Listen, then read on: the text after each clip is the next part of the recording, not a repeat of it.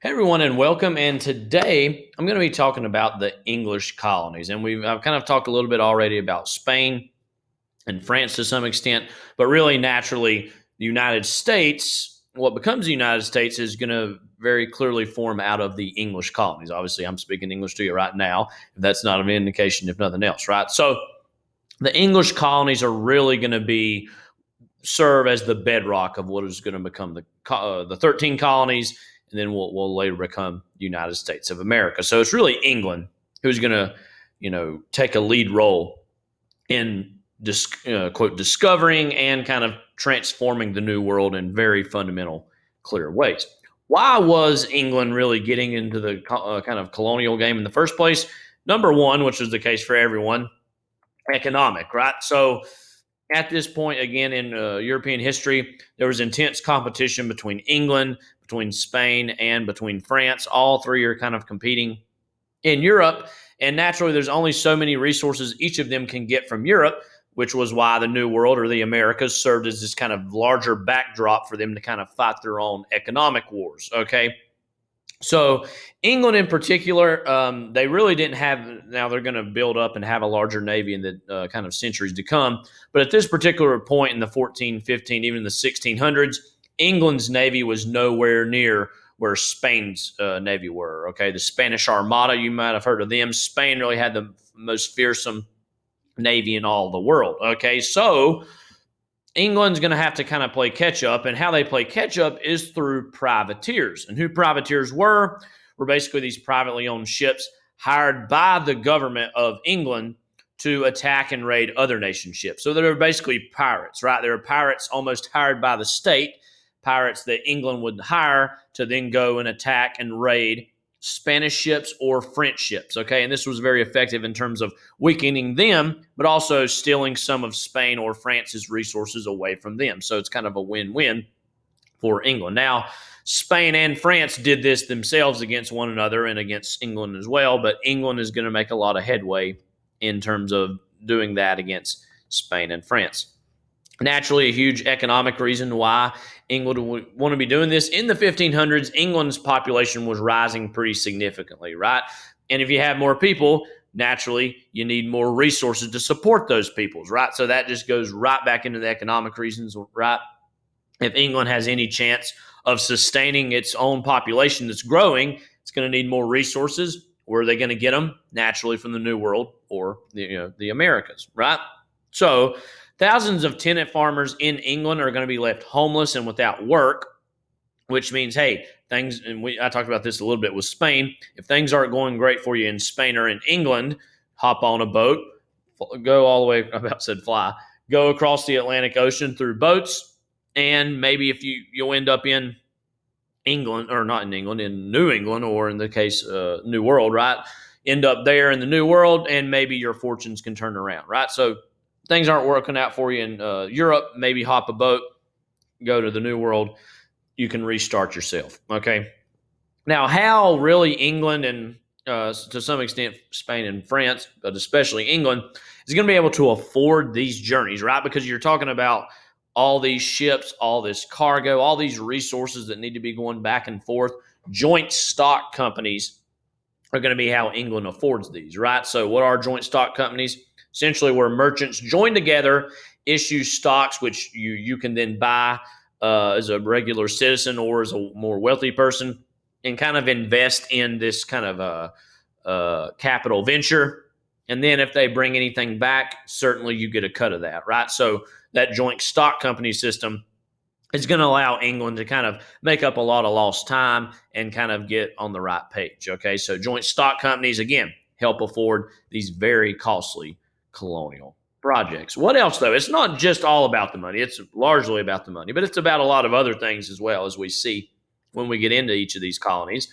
The Protestant Reformation. Okay, so England had kind of was one of the nations and kind of sects that broke away from the Catholic tradition of Europe. Okay, so England's Anglican Church, that was kind of the official church of England, the Anglican Church, had broken away from the Catholic tradition. And then even within kind of England Protestant churches, there were even more sects that broke out, right? So again, a lot of England is trying to move away, not just England, other European nations as well, trying to move away from Catholicism due to the Protestant Reformation.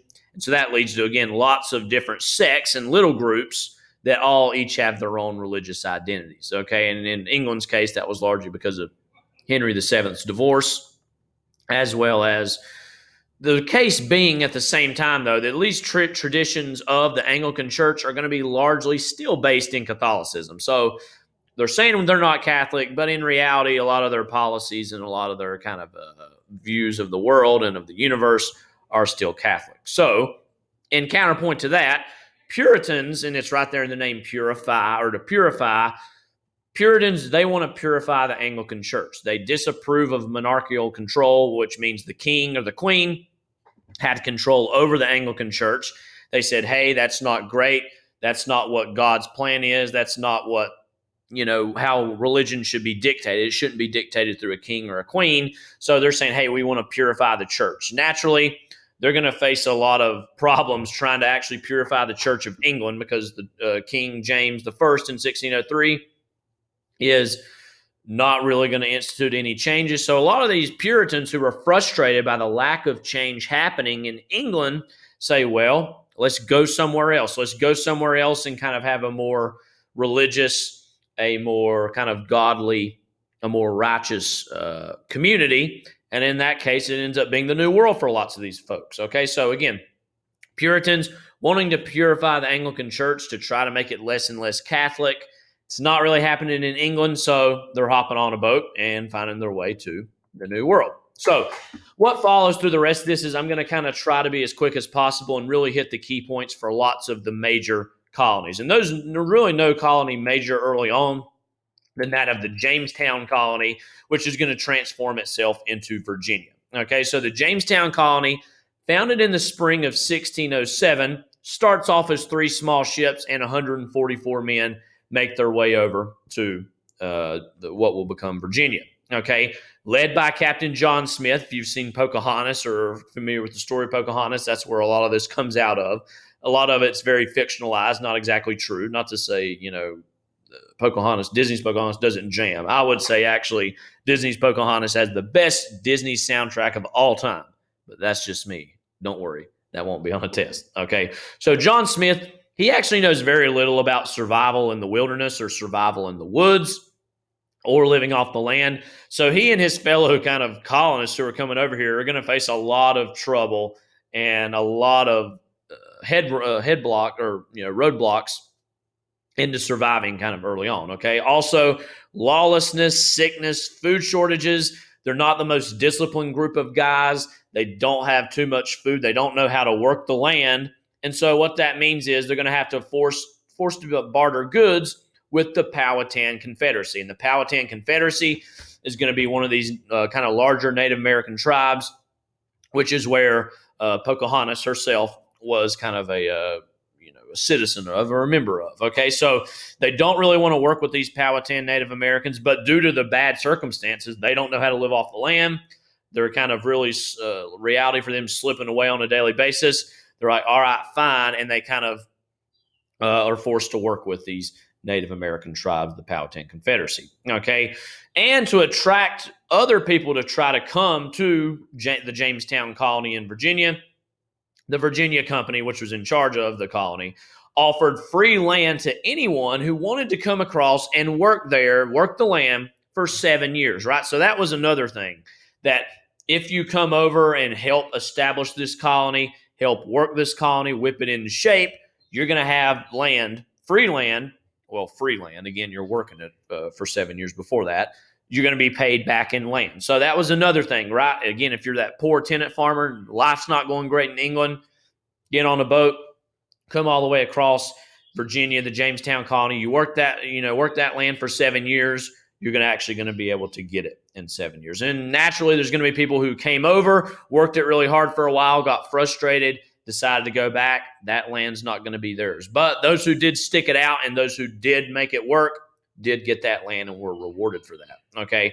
And that does help attract 400 new settlers within 2 years, which again is a pretty large number of over 2 years. 400 new settlers are going to arrive. Okay. So Virginia, naturally, they still are going through some growing pains, and they're going to have a pretty brutal winter of 1609 and 1610, known as the Starving Time, where starvation and conflicts with the Powhatan, where the Powhatan are like, hey, you guys are still sticking around and you're kind of entrenching on our own land. It's going to lead to some conflicts. Not full-fledged wars necessarily, but some skirmishes here and there. Okay.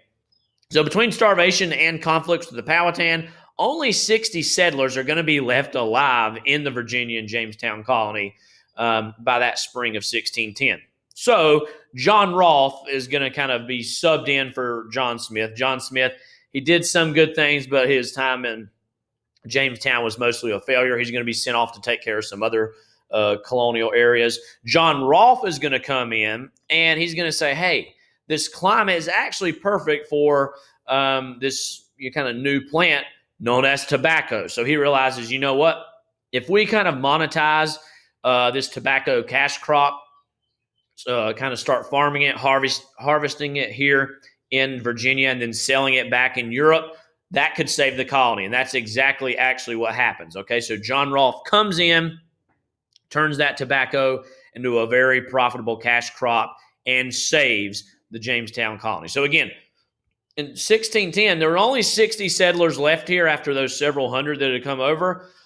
So again, Jamestown colony in dire straits, but John Rolfe comes in, says, hey, we think we can farm tobacco here, ends up saving the Jamestown colony. And not just saving it, the Jamestown colony is going to become one of the most important colonies across all of these other English colonies, okay?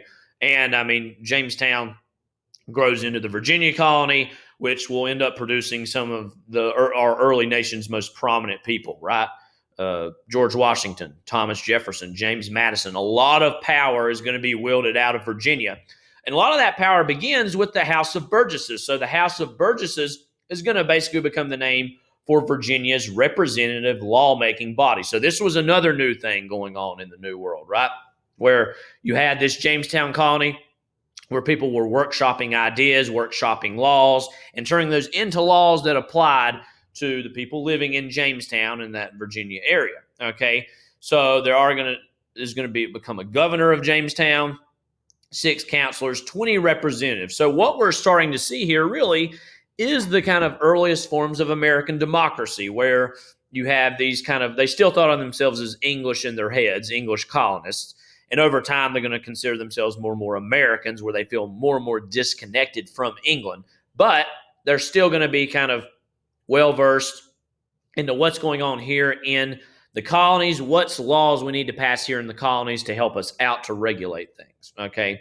And similar to what I said earlier, head rights are also going to be offered, and that's where settlers paid their dues over a period of time, and if they kind of paid their dues, they would receive up to 50 acres of land. So again, head rights was another way to say, hey, if you come here and you work, you're going to receive up to 50 acres of land. So pretty sweet deal. What about some of the other colonies, though? Maryland's going to be a big one. 1632. So this is a few decades after Virginia, which is right close to Maryland, has been starting to get pretty successful. King Charles is going to grant a charter to George Calvert, also known as Lord Baltimore in England, to go over and basically establish Maryland as a Catholic safe haven, which means that there were a lot of Catholics who were wanting to escape the persecution they were facing in England. So King Charles said, all right, George Calvert, Lord Baltimore, go over to the New World, set up a little colony in what will become Maryland, and allow that to be a Catholic safe haven. Again, meaning that Catholics could come here and not worry about any sort of persecution.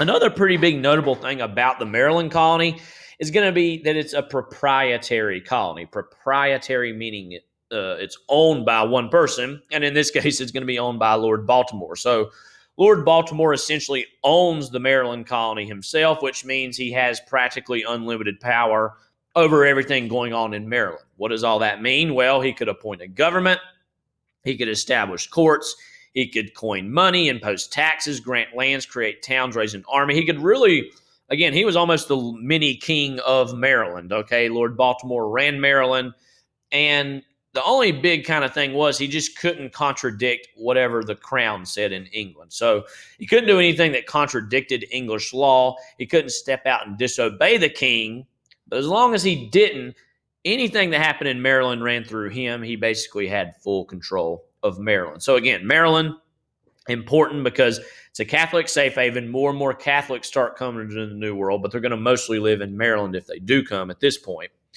And it's proprietary, meaning that Lord Baltimore totally owns the colony and has practically unlimited power. What about some other ones? New York. New York's also going to be a colony. Now, it has a little bit of a stranger history in the sense that the Dutch actually had originally owned New York, known as New Netherland at the time, New Netherlands. Okay. So, what's going to happen, though, is the Dutch are essentially going to go into debt over this colony and they need to get rid of it. So, England swoops in the 1660s and says, all right, England's slowly expanding their reach and taking over more and more control of the New World. So England rolls in and says, hey, we'll buy New York off of you. And that's exactly what happens. King Charles II grants the land to his brother, James, who was the Duke of York. James comes over and renames it New York. These people like to name stuff after themselves, as you could imagine. Okay. Also granted land in that area that would later become New Jersey. Okay. So what else is notable about New York? Well, again, former Dutch colony, becomes one of the biggest money makers in large part due to its harbors, and it kind of becomes this central port for all sorts of goods to come and go.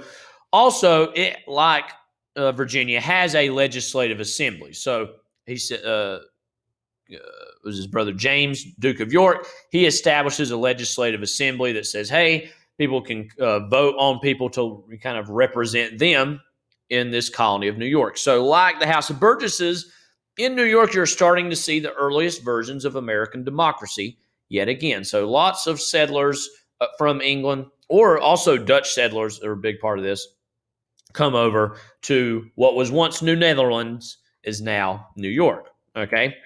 Pennsylvania. Now, this is going to be founded by William Penn, who himself was a Quaker. And the Quakers were this religious sect known as the Society of Friends. They had a much more liberal view of Christianity than Catholicism or the Puritans, okay? So they said, hey, we don't really have a need for ministers or even churches.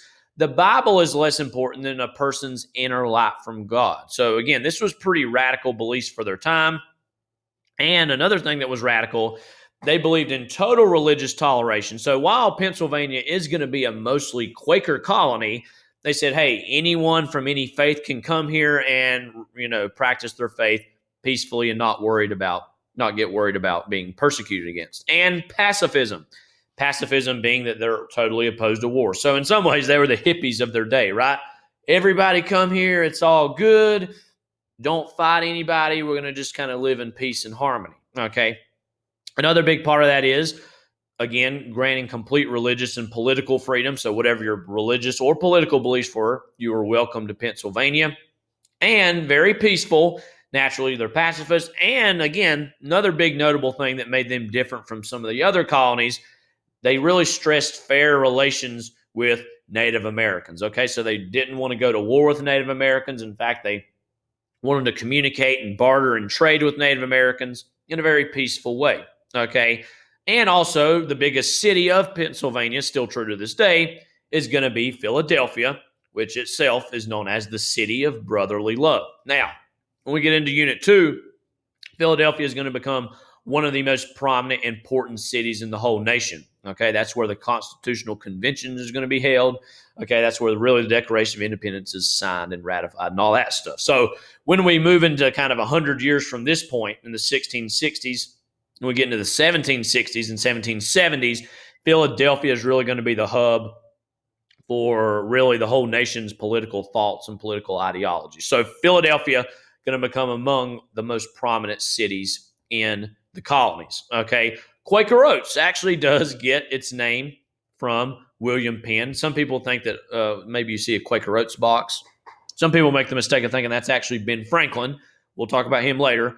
No, it's actually William Penn. So this is where the Quaker Oats kind of slogan and name come from. Okay, maybe you just learned that. So Pennsylvania, again, total religious toleration. They're pacifists. They're kind of, again, like I said, the hippies of the New World, and very peaceful with Native Americans. All right, what about us? What about if we're kind of, those are the middle colonies, those are kind of in the middle section. What about if we move further down south? Us, North and South Carolina. Well, North Carolina at first is going to kind of have some growing pains. They have a lack of a harbor, which is going to prevent growth from coming up. Okay. Now, later on, Wilmington will become a prominent harbor. That's actually where I went to college for 4 years. So Wilmington has a soft spot for me. But the lack of a harbor is going to enable slow growth for North Carolina, which means that to make up for that, there are going to be scattered populations of farmers across the east part of the colony, moving into the kind of central part. Tobacco, like in Virginia, is going to become a large cash crop. So tobacco going to be massive in North Carolina, still is to this very day in central and eastern North Carolina. A lot of the nation's tobacco is actually grown here in North Carolina. I don't know if that's something to be proud of, but whatever, right?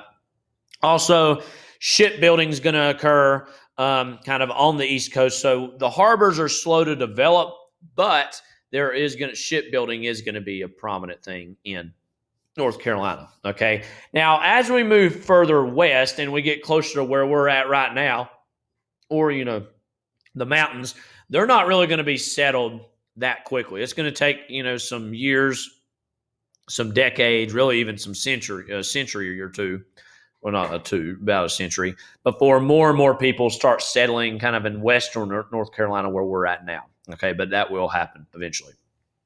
Now, South Carolina, different from North Carolina because they're actually going to become prosperous very quickly due to they have a very prosperous harbor, various harbors, but especially Charleston. Charleston, South Carolina, has become one of the most prominent, most prosperous harbors in all of the New World. Okay.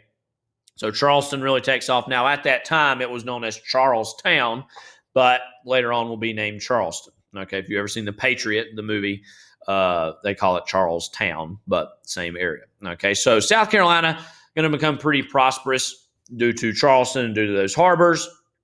Now, there was thoughts that sugar cane might be found here in South Carolina, but it turns out that's not the case. So again, the Carolinas are going to start to develop and become very prominent Southern colonies. Okay, here's kind of this is from 1704. So this is kind of at the turn of the 18th century. You're going to see kind of how developed Charleston's harbors were. So Charleston's great harbor really helped South Carolina. Okay, Georgia. Now, Georgia is going to naturally be right below South Carolina, founded in 1733 by James Oglethorpe. He's a member of Parliament. And what's interesting about Georgia is it's going to kind of get the nickname or the designation as a debtor's colony, meaning that if you had debts in England and instead of kind of staying in prison, if you couldn't, pay your debts in time, then instead of sitting in prison in England, you could come over and work in Georgia and you're going to naturally pay your debts off through that. Okay, so these weren't necessarily people who were criminals. Like they weren't really kind of hardened people necessarily. They maybe just owned some debts, come over here to Georgia, work their debt down. Okay, that's kind of, that could be a good thing for you. But one thing that's actually bad for the people of Georgia is that England was kind of using that area of Georgia to act as a little bit of a buffer. Okay, so they're saying, hey, listen, we know the Spanish are in Florida. We want you to stay down there in Georgia. In the event the Spanish decide to invade our English colonies, you're basically going to be the chicken feed. You're basically going to be the distraction that dies in the process or fights in the process before we rally our armies in Virginia, North Carolina, and South Carolina to fight the Spanish. Okay, so they're almost like a ADT or an alarm bell to go off. Hey, Spain's invading. In Georgia, you're going to just kind of be down there in the buffer zone while we get everybody ready to fight, right? So that's not going to really happen as it turns out. But if it had happened, a lot of Georgians would have unfortunately lost their lives. Kind of darkly comic in its own way. That they're saying, you know what, Georgians, you just kind of handle it real quick. Stay alive as long as you can before we send the army down there to help you out. Okay. So that's the story with the Georgia colony. Okay. And naturally, lots of settlers from all over Europe, not just England, are going to come over and help settle that area. Okay. Now, another minor thing I'll say about Georgia before I'll move on. They did initially ban slavery there, as well as brandy and rum. So it was trying to be a clean-cut place. but they're going to later revoke that in the 1740s and say, you know what? Slavery's welcome. Brandy and drinking, that's all cool. Okay. So, New England. So that's kind of the middle areas and the southern areas of the country. What about the kind of most northern areas of New England? Well, New England in general is going to share some kind of commonalities that I want to go over first. For one thing, the kind of soil in New England is very ill suited for cash crops. So tobacco and lots of those crops that you're growing in the South naturally doesn't have the climate for that in New England, right? So instead, what they're going to practice in New England is mostly subsistence farming. And what that means is basically you're only growing enough for yourself and your family. You're not growing kind of these massive farming or kind of agricultural areas, really just enough for yourself and your family. What major crops were in New England, though? They did have some, okay, wheat, other grains and vegetables, some apple orchards, dairy cattle, sheep, and pigs. So they did have some farming going on. But again, it was nowhere near the level that was going on in the middle colonies and the South, okay? But to make up for that, New England was massive in fishing and whaling. That's still true to this very day, especially fishing, okay? Greatly helped the region grow. So they couldn't get stuff out of the ground, but they certainly got lots of stuff out of the seas, okay? Naturally, since you're having a lot of shipping going on in those New England colonies, shipbuilding is also going to be a huge industry in New England. So it's much cheaper and faster to build ships here in the New World than it was in England. They have pretty good harbors in New England. Boston's going to be really the most prominent one. Okay, so lots of timber and lumber for shipbuilding there. A big part of the social differences between New England and those middle and southern colonies were the middle and southern colonies were really all about making money. It was all about getting that scratch. It was all about getting that paper, all about getting that bread, okay? But in New England, towns and church are going to be the center for social life. So religion is going to play a much more prominent role in the north of New England than it does in the middle and southern colonies. Almost a reverse or a flip of what we may be used to now. But at that time, again, New England, towns and church was the center of social life. And we'll see that here. I'm going to kind of skip through this real quick because I don't want you to write anything down necessarily. The Plymouth colony is going to be established by William Bradford in the 1620s. And this is where we're going to have Plymouth Rock. This is where the very first Thanksgiving is going to be held. And these pilgrims, again, are going to be religious separatists, like I said about the Puritans, similar to the Puritans, who believe the Anglican Church is too corrupt. They're wanting to go to the New World and change things up, really kind of modernize in a sense, but also go back to what they think is more traditional values that they think maybe the Anglican Church is left by the wayside. Okay, so that's Plymouth. That's the Pilgrims. Okay, again, not that this stuff isn't important, but it's just not as important as some other things. This is, again, where we have the very first Thanksgiving, kind of in the 1600s, which maybe we'll get a chance to talk about later. There's some mistruths and some myths about Thanksgiving that we've, as America, largely accepted, okay, that we'll maybe talk more about later, okay? But this kind of Plymouth colony is going to be important because they're going to eventually merge with the Massachusetts Bay Colony, right? So the Plymouth area of Massachusetts, there's another area a little further south of Massachusetts known as Massachusetts Bay Colony, founded by John Winthrop by Puritans. Again, Puritans, people wanting to purify the Catholic Church, or not really the Catholic Church, Anglican Church, okay?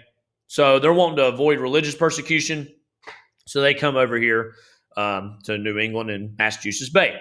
And they really set themselves up, the Puritans, as we're a city on a hill, meaning that we're looking down on, basically what it sounds like, we're looking down on everybody else, but also that all the other colonies are going to be looking up at Massachusetts Bay and saying, oh, wow, look how amazing they are, look how religious they are, look how faithful to God Massachusetts Bay is. So city upon a hill, and then they're up here on the hill saying, oh, we're kind of basically saying, again, they're holier than thou, that we're better than the other colonies. That's really what they're saying. So again, Plymouth, Massachusetts Bay are going to form that together and basically just be known as Massachusetts Bay Colony. So again, since they're very religious, there's going to be basically churches that are going to run local governments. They're going to ban gambling. They're going to ban blasphemy, adultery, drunkenness, all that stuff going to be punished pretty severely, okay? So again, very little separation between church and state. So again, as a counterpoint, remember Pennsylvania, when I was saying that they're pretty tolerant, kind of have a whole, you can be whatever religion you want. You can kind of have whatever political beliefs you want. Life is good, whatever, kind of that hippie mindset. Massachusetts Bay, they're Puritans. They're saying, no, you have to do this. You have to do that.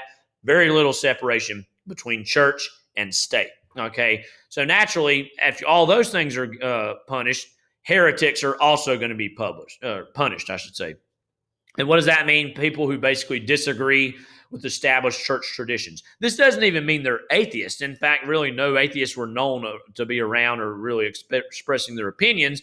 These are people that maybe just said, I'm a Christian and I go to church, but maybe I don't like that policy of the church or that policy. They were punished severely. Okay, so again, Massachusetts Bay, pretty strict about all their kind of their policies and their whole worldview. Again, hey, they're a city on a hill. They think they're better than everyone else. So very little kind of separation between church and state. And again, Plymouth Colony, they merged with Massachusetts Bay. Okay, so again, very religious. Towns and churches, the center of everything else going on in the rest of the communities. Okay. Rhode Island, they're actually going to be a break off or kind of a spinoff of Massachusetts Bay, and they're going to be known as a colony of dissenters because very in separate incidents, Roger Williams and Ann Hutchinson, they had a lot of problems with the way things were being done in Massachusetts Bay. So they're going to break away and say, hey, we need to be more tolerant. We don't need to be as strict about things, okay? And they're going to form their own colony of Rhode Island and have total separation of church and state, okay? So not a lot to talk about with Rhode Island. Just know that, again, you can just see here, Rhode Island is just south of, kind of southwest of most of Massachusetts. They didn't like the groove. They didn't like the vibe in Massachusetts, so they decided to check that vibe and go a little further south. Rhode Island, total separation of church and state. Now, again, basically the religion was almost still exclusively Protestantism or, Christianity, but you could have various forms of Christianity is what that really means. Okay, last but not least, Connecticut. Okay, so what's going on with Connecticut? Reverend Thomas Hooker was going to found Connecticut kind of around this same time, and he himself is frustrated by Massachusetts' political system. Only male church members could vote, and he thought, you know what, that's kind of discriminatory. That's not cool. Now, he's not even saying he wants women to vote, unfortunately, but he is saying, hey, you shouldn't have to be a church member to vote in kind of local or colony-wide elections. So he's going to break away like kind of Rhode Island, and Connecticut's going to break away, and they're going to be based on the fundamental orders of Connecticut, which said that, you know what, all adult men could vote and serve in government, okay? What's very notable about Connecticut and those fundamental orders of Connecticut is that this is the very first constitution written in America, right? So again, as was going on in Virginia with kind of the House of Burgesses and was going on in New York, you have kind of the very first instances of American democracy are taking place. So it's kind of exciting to look back on now that, hey, people are getting away from England. They're living here in these colonies in the Americas. They're already starting to distance themselves a little bit from England. Now, I do want to stress, they still fundamentally think of themselves as English people living elsewhere. But that separation between England and America is starting to take place in very subtle ways. But when we get into the 1700s, it's going to be much more kind of vocal, larger ways. But again, what's notable about Connecticut is very first constitution written in America. And again, it's not talking about all the colonies. It's talking about the colony of Connecticut. So saying, listen, all adult men could vote and serve in government. So it's unfortunately still not saying women, unfortunately, but we are starting to see more adult men can vote. You didn't have to just be a church member. So I know that's a lot of information. Now I apologize, but I'm kind of condensing it as it is. But it's all good. Okay, so this is Mr. Huffman signing off. If you have any questions about anything, as always, feel free to reach out and take care.